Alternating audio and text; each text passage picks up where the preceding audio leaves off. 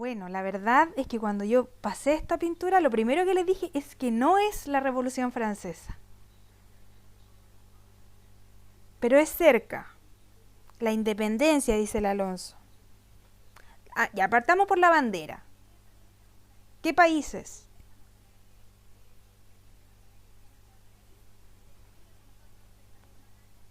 Ya, sí, es Francia. Bien. No es la Revolución Francesa, porque la Revolución Francesa fue en 1789. Y si se fijan, acá aparece una fecha. Y nosotros la clase pasada vimos que en Europa y en Francia, en varios países de Europa, ocurrieron unas que empieza con O. Bien, Dafne, ya, muy cerca. Entonces, ¿cuál de esas es, Dafne? Xavier me dice la guerra contra Prusia, Rusia y Alemania. No, Xavier. La Dafne está... casi lo dijo, exactamente. Ya, bien, Alonso. Entonces, ¿qué me lo puede escribir todo correctamente? ¿Qué es lo que estamos viendo en esta pintura? La de... Vamos, es completación de palabras.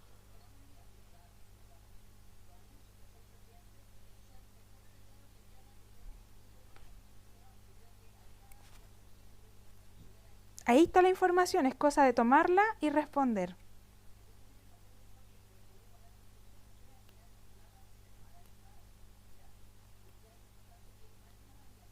Perdón si soy muy exacta, pero no me gusta que quede como incompleto.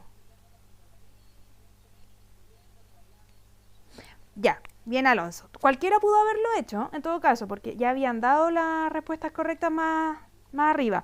La oleada revolucionaria de 1830. Bien, Alonso. Un 7. Eso es lo que estamos viendo acá, no la Revolución Francesa. La oleada revolucionaria de 1830, que además la vimos en el... Bueno, no la vimos, pero les conté de la película Los Miserables, que ahí también se retrata. Ya, chicos, les comento que, bueno, los saludo a todos, buenos días, espero que se encuentren excelente, despiertos, no en la cama, prefiero que estén sentados porque así pueden escribir en su cuaderno. Les comento que, bueno, tenía que leerles las reglas, se me había olvidado. Entonces, una vez leídas las reglas, vamos a avanzar. Esta clase va a estar grabada, así que se comportan y participan, ¿ya? Grabada de Chile para el mundo. Ya. Entré a su cuaderno virtual y las clases aparecen así. Hasta ahora aparecen 4 clases, por lo tanto esta sería nuestra quinta clase virtual.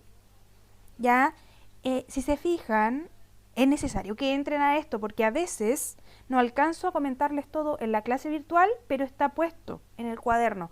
Y por ejemplo, la clase pasada yo les dejé como tarea revisar un enlace de YouTube que supongo que no lo vieron. O si alguien lo vio, me avisa al tiro. Que era un extracto de la película Los Miserables que se llamaba Oyes al pueblo cantar. ¿Alguien vio ese video de YouTube? Jóvenes, ¿alguien lo vio? Confírmenme por favor con esta encuesta.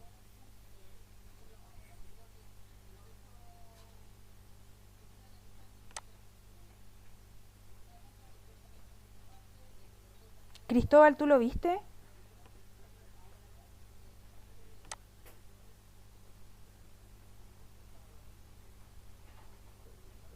Sí, me imaginé, si yo los conozco demasiado, a pesar de que no tuvimos mucho tiempo juntos. El hecho de trabajar en colegio me dijo al tiro de que la mayoría no lo iba a ver, yo lo sabía.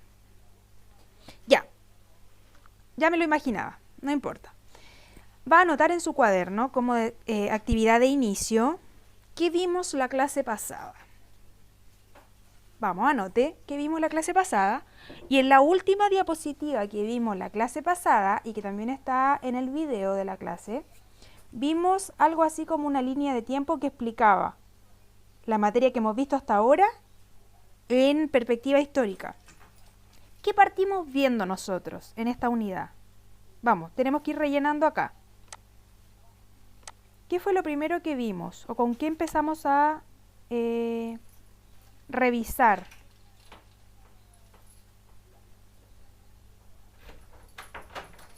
Tienen que participar todos, el resto que no participa se queda con un 2. Ya, partimos con la Revolución Francesa. Muy bien, Cristóbal. Después de eso, el surgimiento del pensamiento liberal. Bien, Xavier. Entonces vamos a poner acá vamos a poner ideas liberales. ¿Solo las ideas liberales?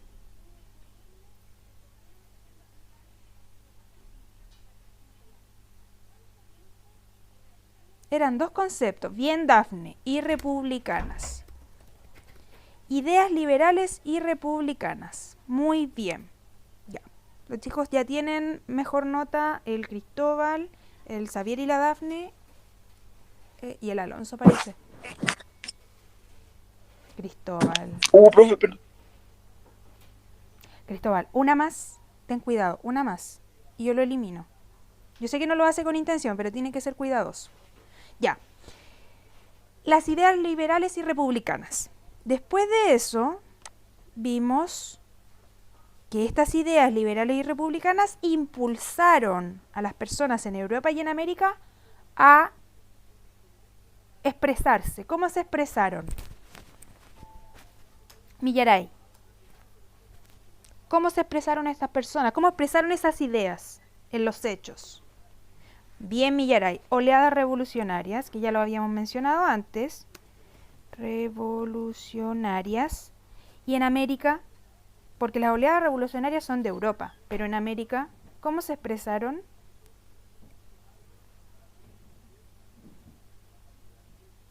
Bien, Millaray, ya está anotada con tu punto.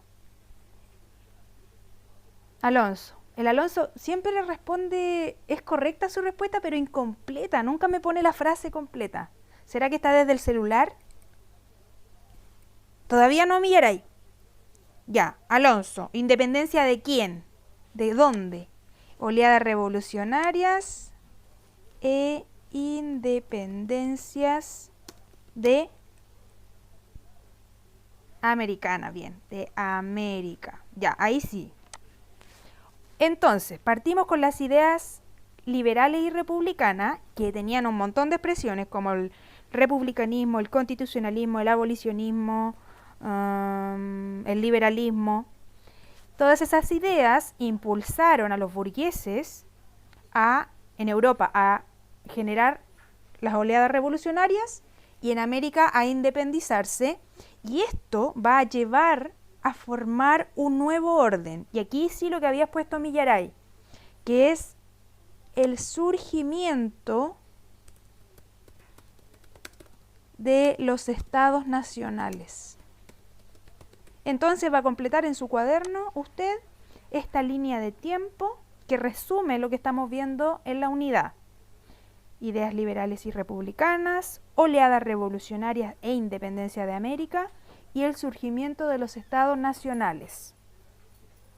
Una vez anotado eso, vamos a ir destacando o subrayando este cuadro que les puse, en el que dice lo siguiente, pongan atención. Las revoluciones no surgen de la nada. Y no piensen solo en el siglo XIX, piensen en la actualidad. Las revoluciones no surgen de la nada. Parten con una serie de injusticias que se acumulan y mantienen por mucho tiempo entre la población más afectada. De aquí, ¿qué vamos a copiar? Esto. Las revoluciones no surgen de la nada. Tenemos una serie de injusticias que se acumulan y mantienen. Yo les voy destacando para que vayan copiando, no todo, sino que vayan dejando palabras sin copiar para que vayamos más rápido. Están pensando en perspectiva, ¿cierto? Mientras yo les voy leyendo, ustedes tienen que ir imaginándose lo que les voy diciendo. Lo voy a repetir. Las revoluciones no surgen de la nada. Parten con una serie de injusticias, partiendo por la pobreza, el hambre, que se acumulan y mantienen por mucho tiempo y sobre todo afectan a una población que es la de más bajos recursos. Eso siempre ha ocurrido así. Ok, Benjamín. Algunos pensadores escriben al respecto, crean teorías, ideas y propuestas para un cambio de esas injusticias. Vamos a ponerlo esto. Algunos pensadores escriben al respecto. Surge la rabia entre la población hasta que estalla la revuelta. ¿Qué quiere decir esto? Que las revoluciones no son al tiro. Tiene que haber una injusticia que se ha mantenido por mucho tiempo acumulando esa rabia entre los que más se ven afectados por la injusticia, ¿ya? Hasta que estalla la revuelta. Y quienes ya tenían conocimiento de esto que habían escrito, de esas ideas que proponían un orden diferente, tratan de aplicarlo. ¿Qué quiere decir esto? Imaginémonos, no sé si se fueron imaginando esto y lo asociaron a algo más cercano. ¿Les sonaba parecido esta rabia acumulada, esta injusticia y este estallido? ¿Sí les sonaba parecido, cercano, quizá? ¿Ya? ¿A qué?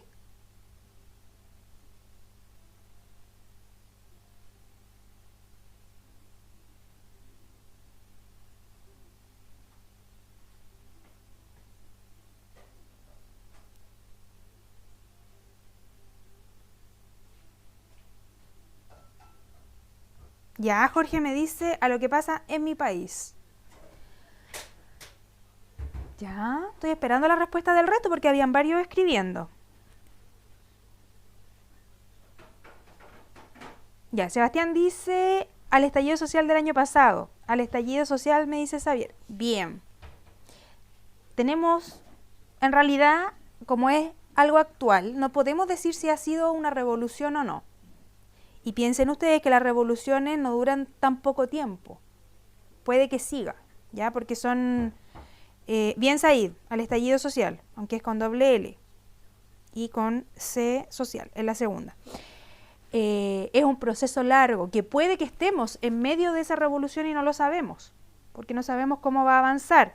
Pero si lo pensamos, teníamos una serie de injusticias que se venían manteniendo por ¿cuánto tiempo, más o menos?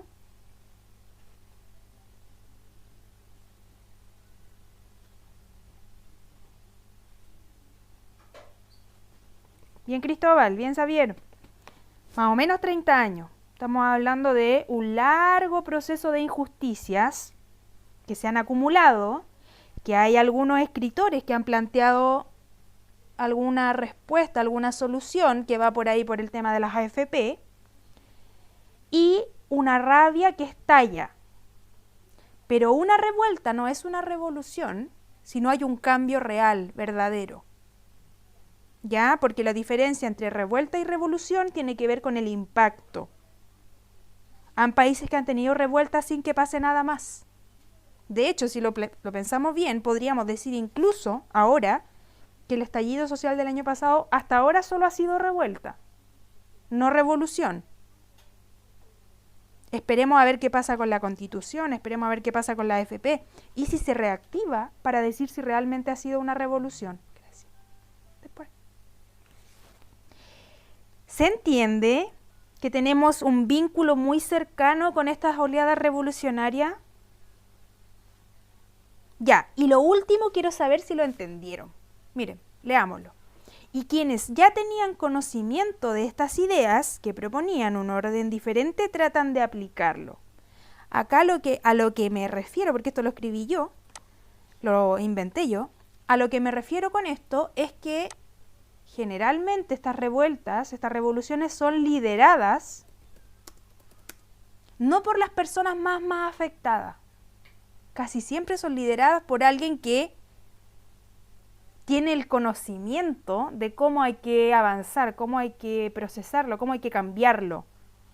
Y en la actualidad, si pensáramos en el caso de Chile ahora, aunque no nos guste, Las únicas, porque nosotros no tenemos, el estallido social no tuvo un líder claro, definido. ¿Ya? Entonces seguramente en algún momento alguien va a liderarlo o varios van a liderarlo. ¿Ya? Y puede coincidir que esos líderes sean, podrían ser estudiantes universitarios, por ejemplo. En su momento fue liderado, yo diría, por estudiantes secundarios más que universitarios. Por estudiantes, vamos a dejarlo así, porque esto sería historia, sería hacer ficción, no sabemos. La historia se trata de lo que ya pasó, no de lo que va a pasar. Pero sería interesante que en unos años más, o sea, que ahora apostáramos por quiénes van a liderarlo y comprobar en unos años más si fue así o no. Ya, copiaron esto, lo que subrayé. Les dejo un minuto para que terminen de copiarlo. Un minuto. Bueno, ya les pregunté si habían hecho la tarea y solo una persona me dijo que sí. Sí, pues ya pasó el minuto. De ahí lo termina, ¿ya? En la cual vamos a hacer, habían 3 preguntas para responder que estaban en su cuaderno virtual y no las hicieron, pero las vamos a hacer ahora. Miren, anótela. ¿Qué te pareció el extracto de la película? ¿Cómo te imaginabas que fueron estos estallidos revolucionarios? Y si hubieras vivido en esa época, ¿crees que hubieras participado en las revueltas? Vamos a poner el video un ratito. No es así. Espérenme. Compartir un enlace. Tienen que poner atención. Ya. Relacionando lo que vimos, yo les conté que esta película es un musical, en realidad, así que se llevan puro cantando, pero igual es interesante cómo contextualizan la época. Si se fijan, ¿quiénes son los que lideran esta revuelta de 1830 en París?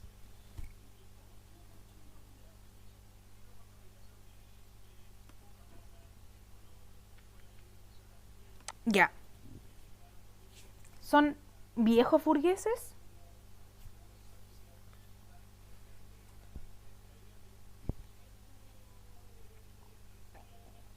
Son jóvenes, ¿cierto, Benjamín? Exacto. Son jóvenes burgueses, pero que además evidencia o se nota que tuvieron acceso a información, han estudiado.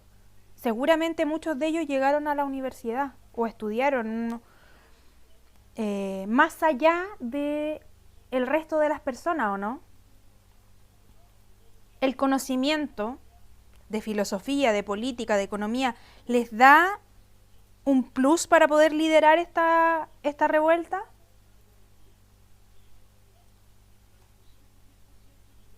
Claro que sí, porque ellos además de tener esa rabia que tiene el resto del pueblo al que ellos están tratando de representar, tienen otra cosa, tienen la propuesta, tienen la forma de lograr ese cambio político importante que se necesita. No basta solo con la rabia, hay que tener un método, un plan, una forma de lograrlo. Entonces, ¿qué creen ustedes? Si hubieran vivido en esa época, ustedes hubieran participado, hubieran sido, por ejemplo, del ejército que estaba desfilando, hubieran sido del pueblo común que se está expresando, o les hubiera gustado ser de los que lideraban este movimiento. ¿Qué creen ustedes? No es problema, si se fijaron, no era un tema que hubieran mujeres dentro de eso. Claro, en la época el machismo era mayor, había un sistema mucho más patriarcal que hoy en día, pero un montón de mujeres participaron, igual.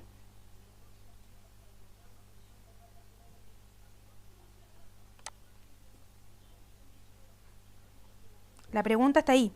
Si hubieran vivido en esa época, ¿creen que hubieran participado en las revueltas? O quizá ustedes, esto me sirve para conocerlo igual, ustedes quizá son más temerosos o más respetuosos de la ley, no sé. Quiero saber. Quiero que se pongan en ese lugar. Imagínense que ustedes estaban aquí. Estaban en las ventanas mirando, estaban escondidos, estaban en la calle, estaban en el ejército quizá. Todos tienen que responder. Miren, tenemos 20 asistentes que tienen que haber 20 respuestas aquí. Ya, el Benjamín ya me respondió. La Millaray también. Xavier hubiera estado en la ventana. Cristóbal dice, depende del estatus social. Sí sé, pero es como... Adivinemos. O quizás el mismo estatus social que estamos ahora, ponerlo en esa época. Dafne hubiera estado mirando. Sebastián hubiera estado en la calle, dice. Said en la ventana, Jorge en la ventana. Vieja chepa. Elías dice que hubiera participado. ¿Se hubieran subido al carro fúnebre que iba?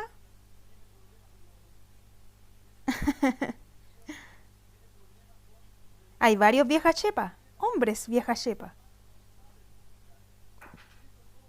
Harold, ¿lo dije bien? Harold hubiera participado. Me costó. Cristóbal igual. William igual. Elías también. Ya parece que ahí están todos. Miguel, yo me subiría al carro nomás. Miguel se hubiera subido sin tener idea. Estoy segura. Cuando tengan problemas técnicos, lo mejor es salir y volver a entrar. Ya. Creo que respondieron todos. Creo. De ahí voy a revisar bien el video. Ya, entonces vamos a avanzar al desarrollo de la clase porque ya son las 10:30. Tienen que escribir porque les tengo que entregar un montón de información. Pasamos al OA3. Al fin logramos un objetivo. Ya, ¿cuál es el OA3? Analizar cómo durante el siglo XIX la geografía política de América Latina y de Europa se reorganizó con el surgimiento del Estado-Nación, caracterizado por la unificación de territorios y de tradiciones culturales, por ejemplo, lengua e historia, según el principio de soberanía y el sentido de pertenencia a una comunidad política. El OA3, dejen solamente el número, de ahí lo copian, ¿ya? Porque va a estar en el cuaderno. Esto me interesa que vayamos analizando, yo les voy a ir destacando mientras les leo para que ustedes copien lo que destaco. El título, Movimientos nacionalistas, tiene que estar. Movimiento nacionalista. En Europa fue la burguesía quien lideró en las primeras revueltas, pero rápidamente se unieron a ello los trabajadores de menores ingresos. Por lo tanto, en Europa fue la burguesía y se le unieron los trabajadores. ¿Ok? Entonces, si pensamos en el video que vimos recién, representa fielmente, porque los que salen adelante son estos jóvenes burgueses, pero un poquito más atrás aparecen gente de más bajos recursos, trabajadores comunes y corrientes que se les fueron uniendo. ¿Y por qué? Porque el pueblo es el que más sufre la injusticia y el que menos tiene que perder.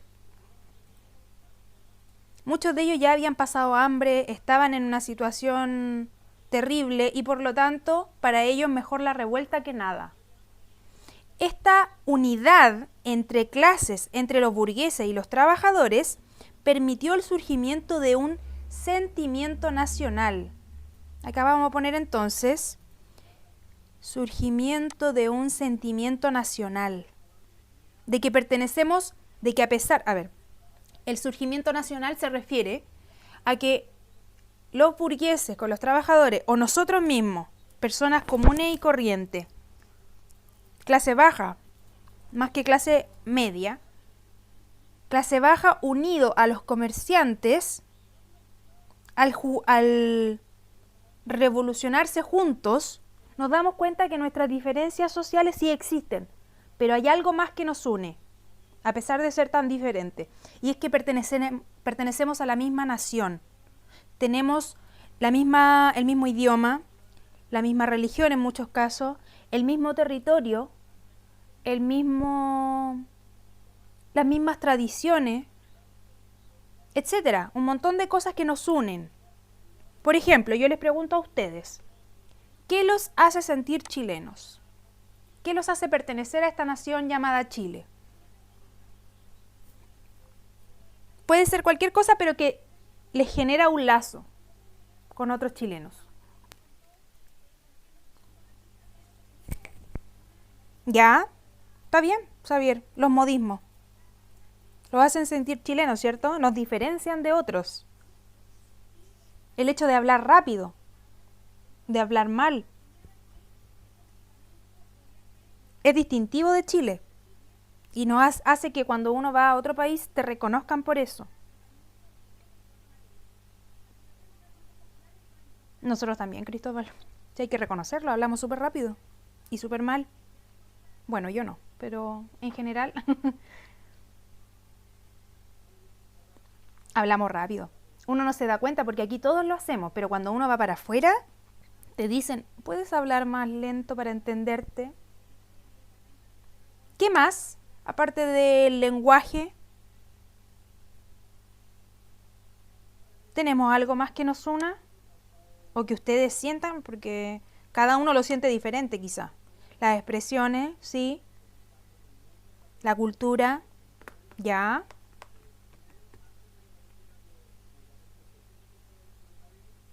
Todavía no me dicen lo que yo esperaba que saliera al tiro, como primera respuesta.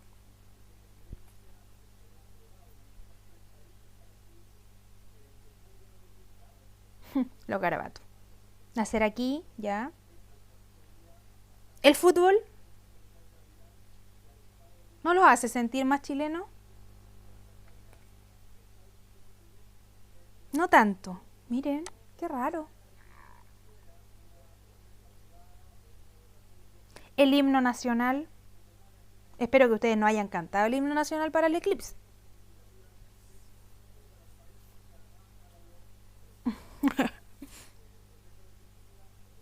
Pero hay gente que lo canta en ocasiones que no tienen nada que ver.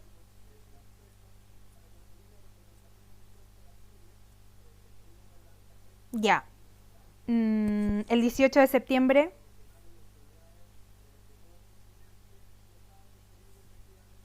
Sí, ¿cierto? Porque además es un tiempo de fiesta, de carrete. Sí, a la mayoría les gusta. Una historia en común que tenemos.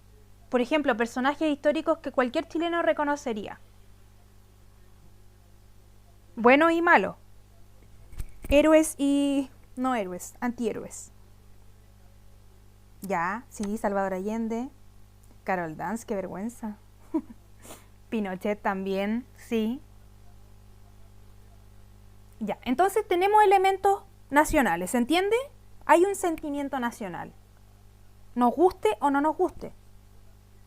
Porque, por ejemplo, a mí me carga mi país, pero no puedo evitar coincidir en muchas cosas con otros chilenos. ¿Ya? Entonces, este sentimiento que nosotros tenemos de tan chico, porque ustedes son jóvenes y ya tienen ese sentimiento, no surgió, no existe de siempre.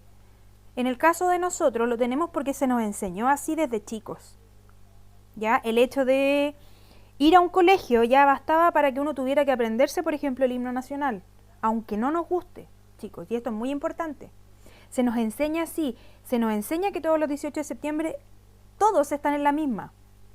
Y por lo tanto uno también se une a esa festividad.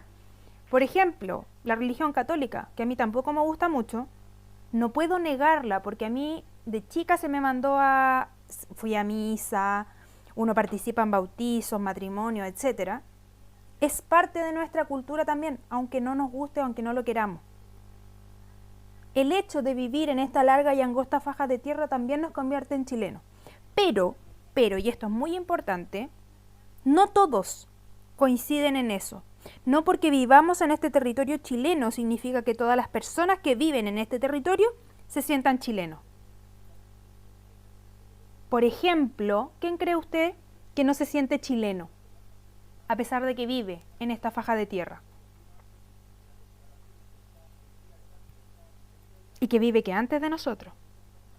Bien Millaray, los mapuches.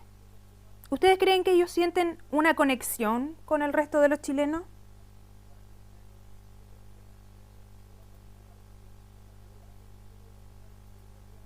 No, ¿cierto? Ellos tienen su propio sentimiento nacional que no es el mismo de nosotros, a pesar de que viven en nuestro territorio, o nosotros vivimos en realidad en su territorio. Ya, entonces, el sentimiento nacional no se nace con él, se nos enseña, y surgió en Europa durante las oleadas revolucionarias cuando se unían diferentes clases sociales luchando contra un enemigo en común. Estas personas vieron la necesidad de que el territorio que habitaban estuviera habitado por quienes se sintieran parte de esa nación o de ese país. ¿Entendieron eso? La necesidad de que el territorio estuviera habitado por quienes se sienten parte de esa nación. Eso tienen que copiar. La necesidad, ellos vieron la necesidad de que quienes vivan en el territorio de un país se sientan parte de ese país. Algo que suena súper obvio, pero no era obvio.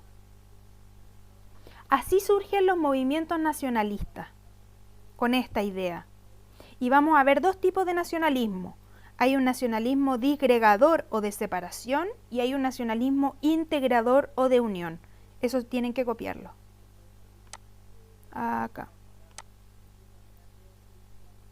Surgen dos tipos de nacionalismo. ¿Está listo para poder avanzar? Que nos quedan ya 20 minutos. Si no me dicen, avanzo. No, ya. Un minuto, rapidito.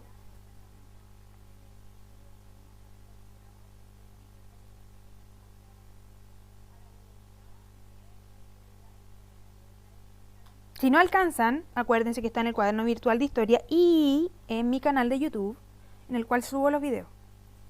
Pero lo voy a tener que editar, como puse un pedacito de una película, o si no me lo bajan.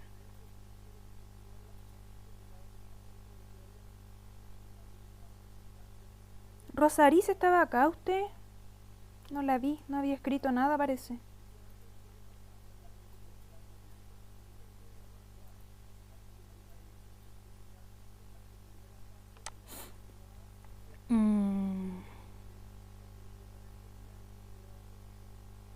Lo anoto. O les pongo el enlace mejor.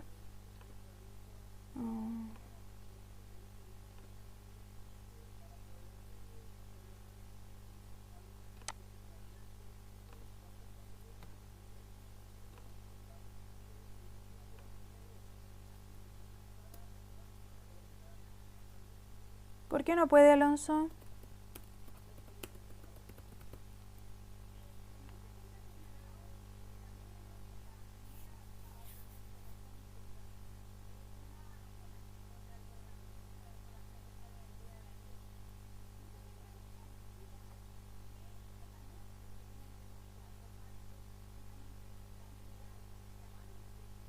Ya, estamos listos.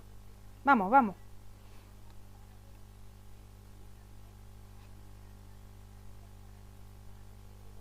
Resúmanlo, achíquenlo. Abrevien. Apunte solamente. Ya. Lo siento, lo siento. Vamos a ver el primer caso, que es el nacionalismo disgregador o de separación. Si se fijan, acá les puse una foto del Imperio Austrohúngaro en el siglo XIX. Observémoslo. Todo esto que está de colores, si lo miramos por el ladito, que lo separa del color plomo, corresponde a lo que era el Imperio Austrohúngaro en el siglo XIX. Ah, por eso es. Tendría que cambiarle el contenido. Que así me evitaba los comentarios. Ya, voy a revisarlo, Alonso.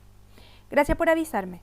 Miren, si se fijan, esto en realidad debiera estar de un puro color. Y en los mapas generalmente uno no puede ver el detalle por eso, porque para mostrar que es un imperio se pinta de un solo color.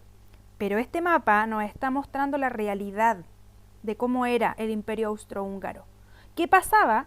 Que al ser un imperio, que era en realidad partió como el imperio austriaco, que corresponde acá, a su capital, por acá partió, ¿no? En Viena. El imperio austriaco empezó a conquistar otros territorios y anexarlos. Anexar significa hacerlo parte de mi territorio, sumarlo, unirlo y aumentarlo, ¿cierto? Pero en origen, el que lidera esto y el que manda, y que después mandó a ejército a todas las partes para controlar, es Austria. Pero ¿cuál era el problema? Que el imperio austrohúngaro se instaló sobre otras naciones y por lo tanto adentro quedó un merjunje de población diferente. Había alemanes, bosnios, checos, croatas, eslovacos, eslovenios, húngaros, italianos, polacos, rumanos, ucranianos, serbios y rutenos. Imagínense que nosotros solo tenemos chilenos y mapuche y aymara un poco, y pascuense, o Rapa Nui.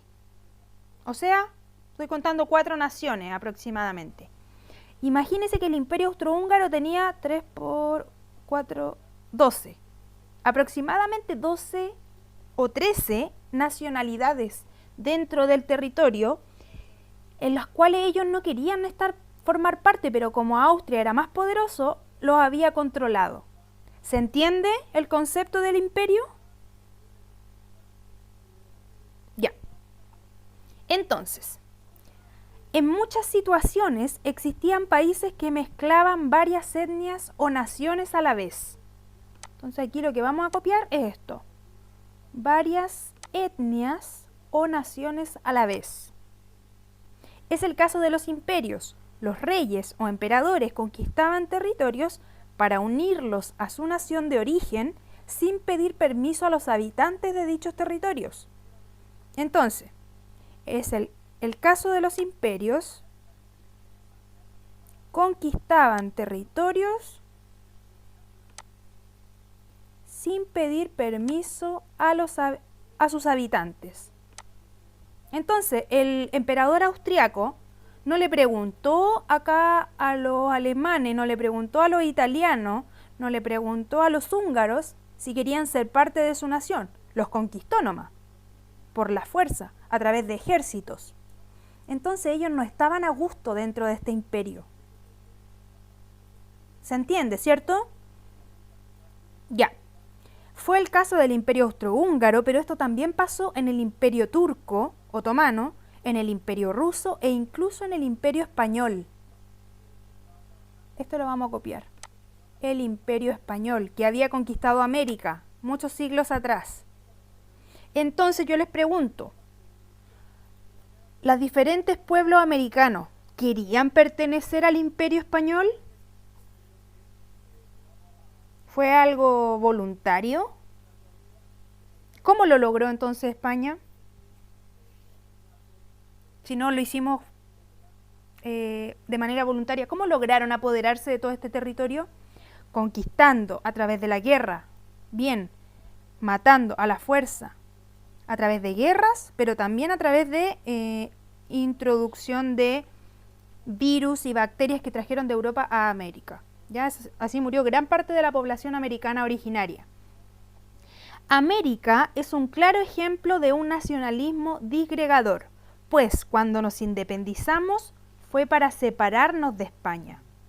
Entonces, la independencia que celebramos el 18 de septiembre fue el triunfo del nacionalismo disgregador, porque logramos separarnos de España para formar nuestros propios países. ¿Se entiende este nacionalismo?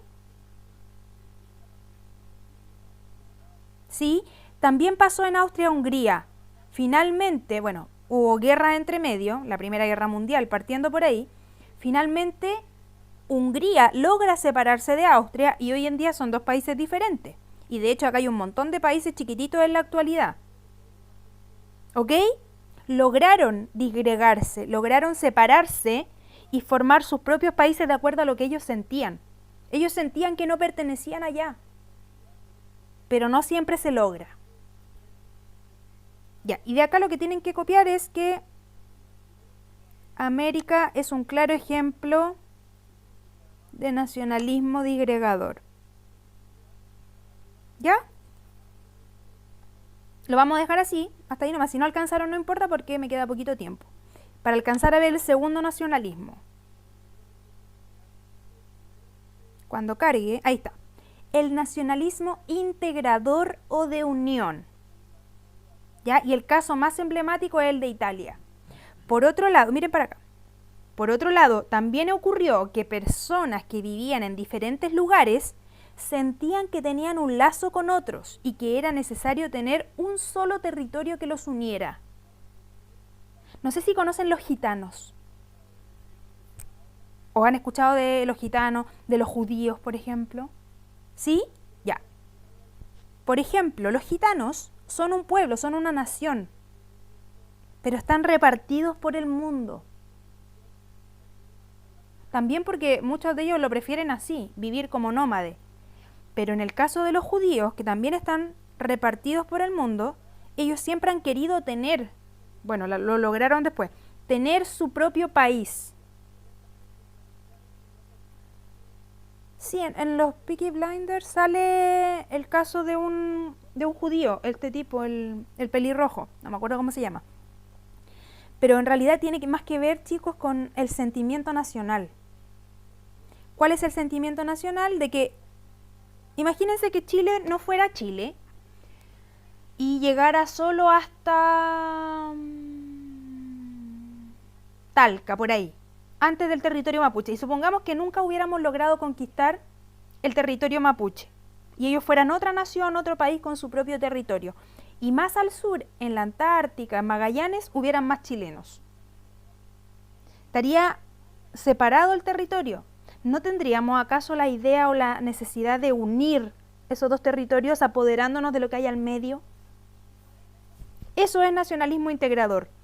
Unirnos con personas que están en otro lugar para formar un solo gran país o territorio. ¿Ya? Entonces, en Italia y en Alemania también pasó que ellos no tenían un país.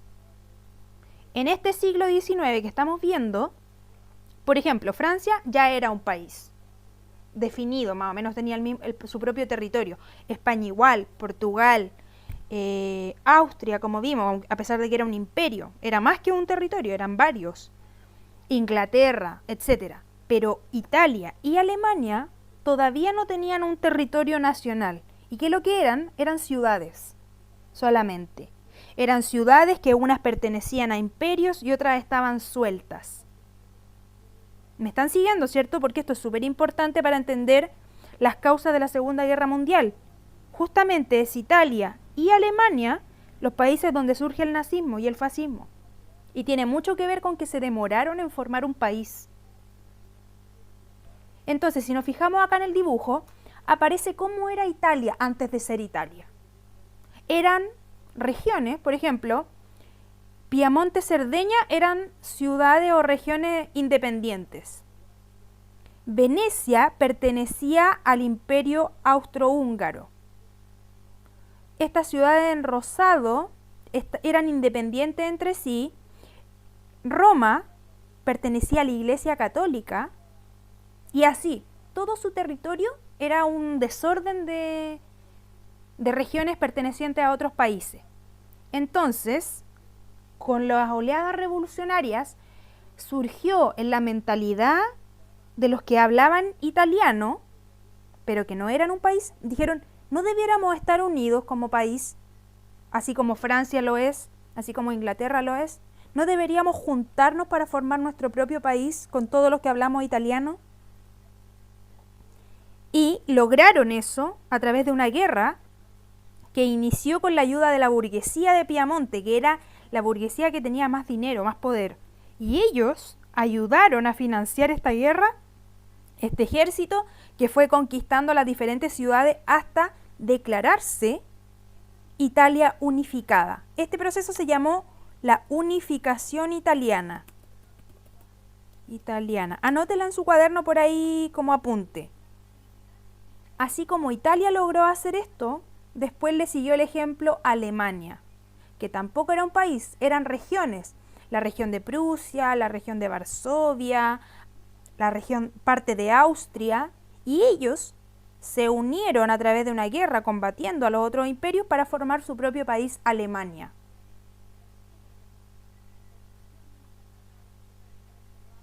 Pueden investigar más de esto porque no lo vamos a ver en detalle, ¿ya? Lamentablemente, poco tiempo y etcétera. De acá lo que van a tener que destacar es lo siguiente. Ocurrió que personas que vivían en diferentes lugares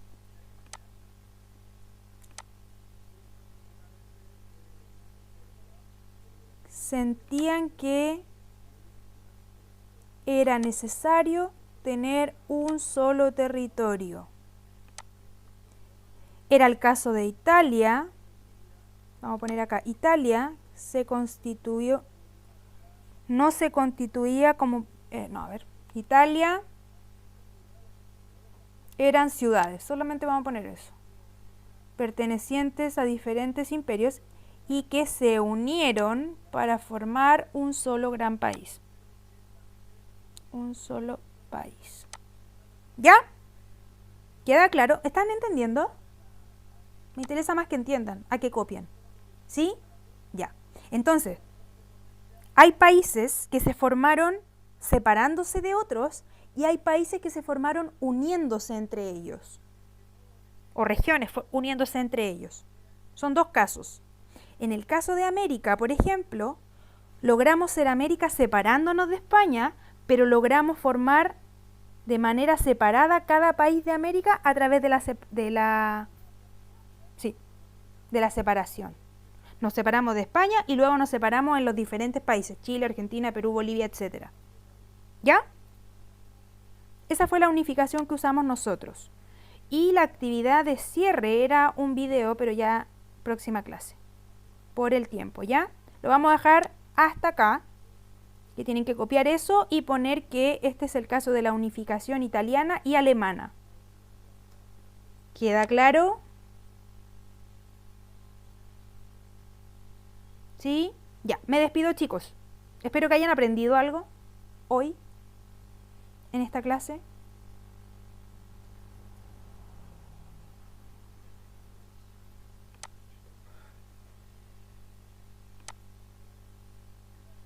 Voy a subir el video, ya porque estos subrayados no quedan en el cuaderno, quedan solo en el video. Ya. Chao, chao, cuídense, nos vemos la próxima clase.